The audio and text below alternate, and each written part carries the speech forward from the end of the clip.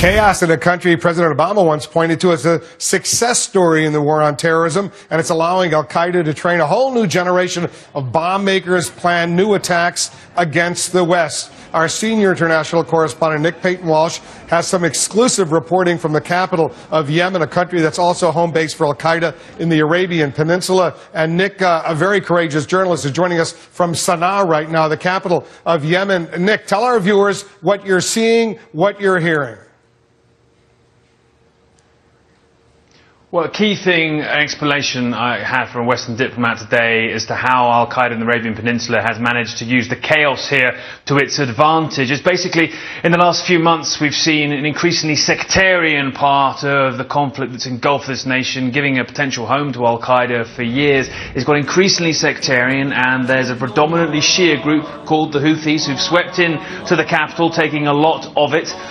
They are really the rivals to al-Qaeda in the Arabian Peninsula, who allied to lots of other Sunni tribes, that same Sunni-Shia rift that's been engulfing much of the Middle East. But because so many scared Yemenis here, who are Sunni too, are joining al-Qaeda's side, taking up arms to assist them, that's given al-Qaeda a little bit of space here on the local battlefield to breathe, in the words of one local diplomat, and given them a chance to focus a little more on their external operations. That's what they call attacks against the West, basically, allowing them to groom what they refer to as the next generation of bomb makers, people adept in making non-metallic devices.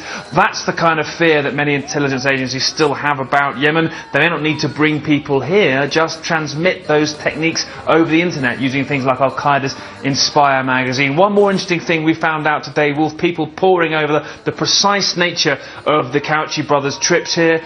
One Interior Ministry official saying to us the first one was by the elder brother Saeed in August 2009, and he came 2 or 3 times up until 2011 or 2012. A lot of history here, a lot of answers that people are still looking to Yemen to try and provide. But frankly, the economy here is close to collapse. It's a failing state.